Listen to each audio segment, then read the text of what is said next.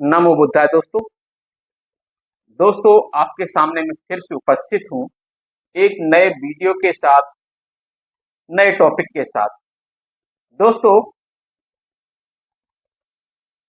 भारत में सम्राट अशोक, सम्राट कनिष्क, हर्षवर्धन और अनेकों राजाओं के द्वारा बौद्ध धर्म को प्रोत्साहन दिया गया, बल्कि स्थापित किया गया।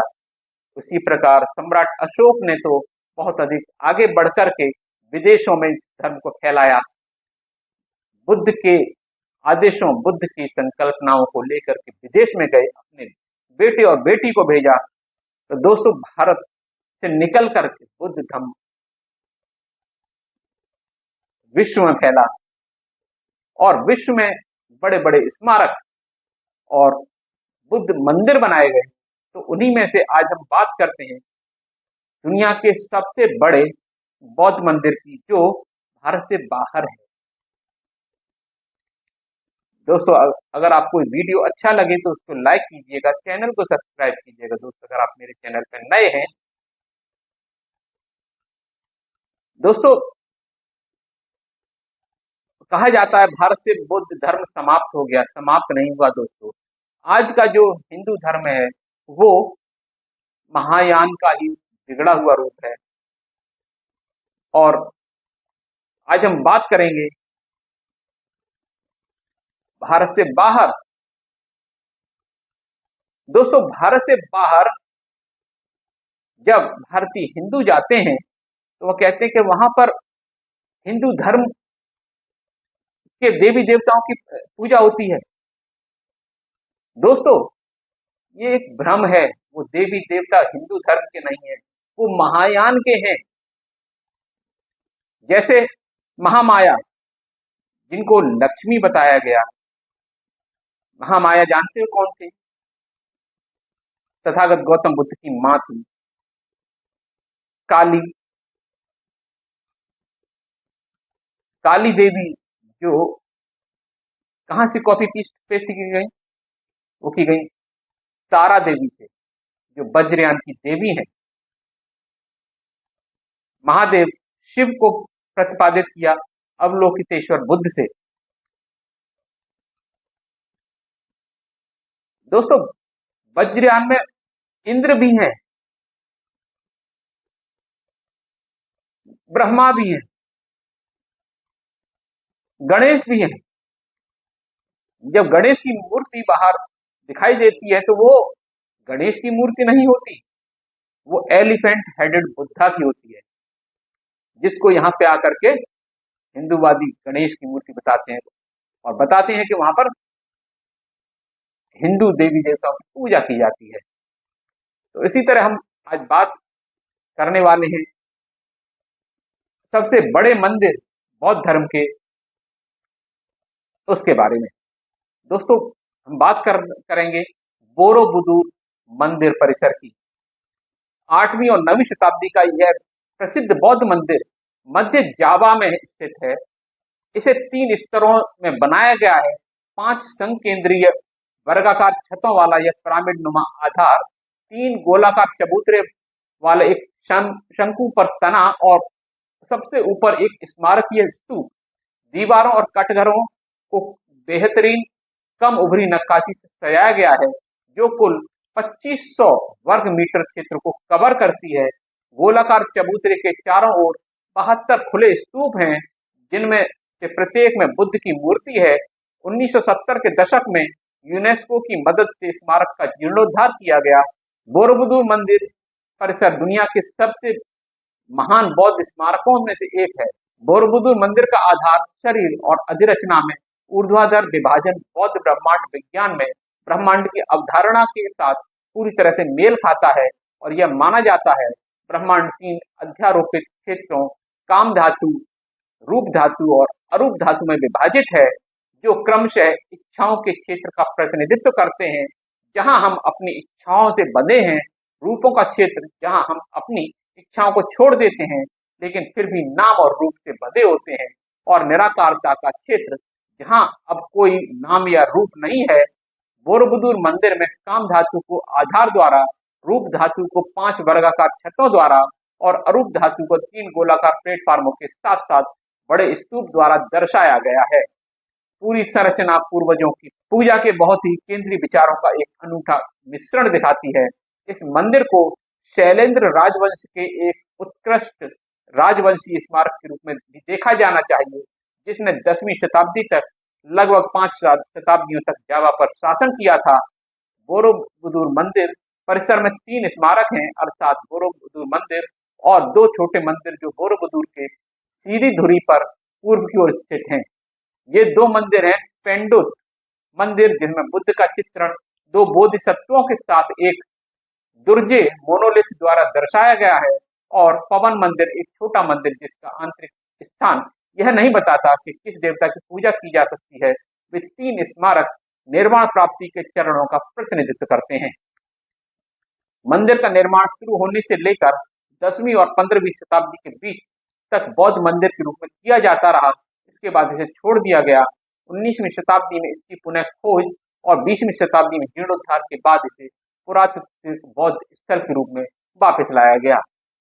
बोरोबुदुर मंदिर परिसर अपने सीढ़ीदार बिना छत वाले पिरामिड के साथ 10 एक दूसरे पर आरोपित छतों से युक्त है, जिसके शीर्ष पर एक बड़ा घंटी के आकार का गुंबद है, जो स्तूपों, मंदिर और पहाड़ का सामंजस्य पूर्ण समायोजन है, जो बौद्ध वास्तुकला और स्मारकी कलाओं का एक उत्कृष्ट नमूना है। बोरोबुदुर मंदिर परिसर 8वीं शताब्दी के प्रारंभ और 9वीं शताब्दी के अंत के बीच की इंडोनेशिया की कला और वास्तुकला का एक उत्कृष्ट उदाहरण है, जिसने 13वीं शताब्दी के मध्य और 16वीं शताब्दी के प्रारंभ के बीच वास्तुकला के पुनरुद्धार पर काफी प्रभाव डाला।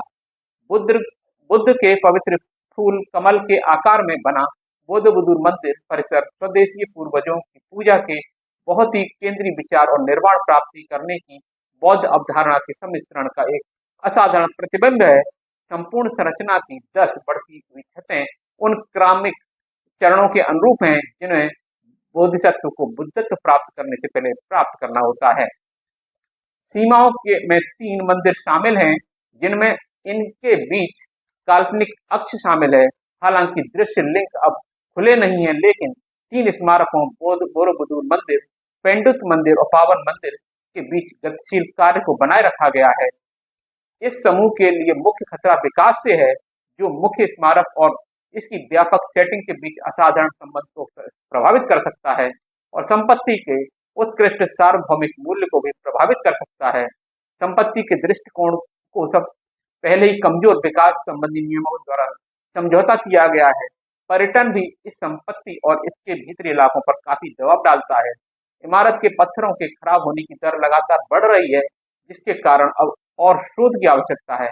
इसके अलावा बिना निगरानी वाले आगंतुकों के कारण भी कुछ हद तक नुकसान हुआ है। माउंट मेरापी का विस्फोट भी संभावित खतरों में से एक माना जा रहा है, क्योंकि इसमें अम्लीय राख जमा हो गई है, जैसा कि 2010 में हुआ था।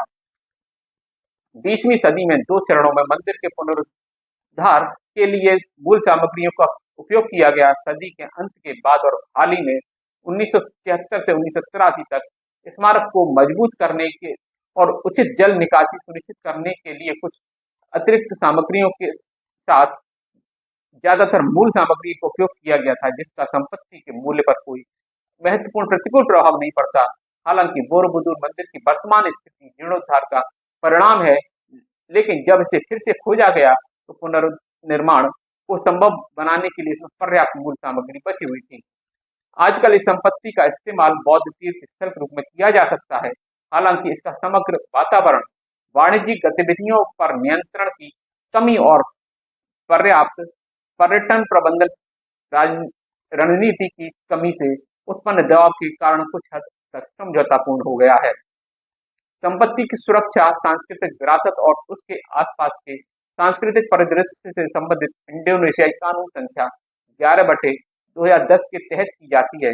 इसे राष्ट्रीय रणनीतिक क्षेत्र और स्थानिक प्रबंधन योजना के तहत लोक निर्माण मंत्रालय द्वारा स्थानिक प्रबंधन से प्रतिबंधित कानून संख्या 26/2007 और राष्ट्रीय स्थानिक नियोजन से संबंधित सरकारी विनियमन संख्या 26/2008 के अनुसार निष्पादित किया जाता है और इसे बोरोबुदुर राष्ट्रीय रणनीतिक क्षेत्र के प्रबंधन के संबंध में एक अन्य राष्ट्रपति विनियमन द्वारा आगे लागू किया जाएगा, जिसे अभी भी लोक निर्माण विभाग मंत्रालय द्वारा तैयार किया जा रहा है।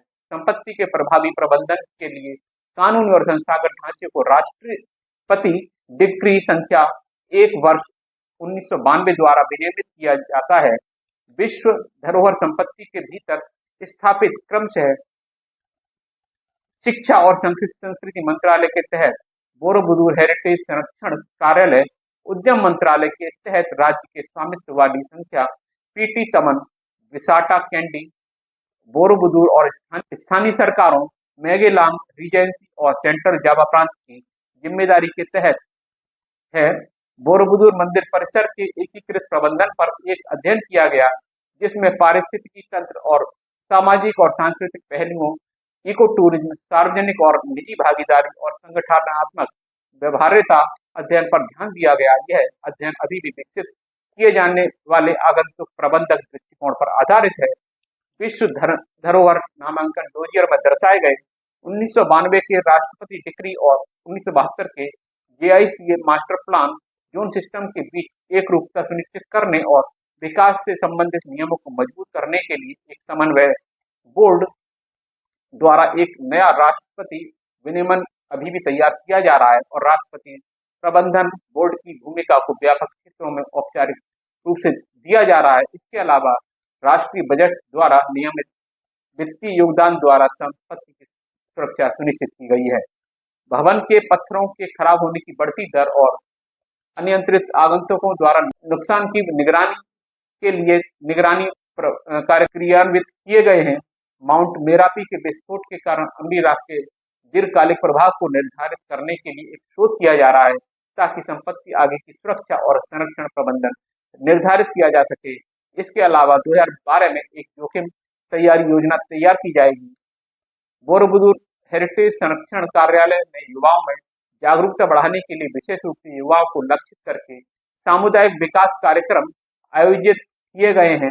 बोरोबुदुर मंदिर परिसर के लिए विशेषज्ञ मार्गदर्शक के रूप में स्थानीय समुदाय को बेहतर बनाने और सशक्त बनाने के लिए कई प्रशिक्षण कार्यक्रम आयोजित किए गए हैं। आर्थिक क्षेत्र से संबंधित सामुदायिक विकास पहले से ही मेगेलोंग रीजेंसी और मध्य जावा प्रांत की नगर पालिका द्वारा संचालित किए जा रहे हैं। तो दोस्तों, ये था महान बोरोबुदुर मंदिर परिसर, जो वर्ल्ड हेरिटेज साइट भी है, उसके बारे में विस्तार से जानकारी। अगर ये आपको जानकारी अच्छी लगी हो तो इसको शेयर कीजिए, लाइक कीजिए। आप अगर मेरे चैनल पर नए हैं तो उसको सब्सक्राइब कीजिए। मिलता हूँ अगले वीडियो में, तब तक के लिए नमो बुद्धाय।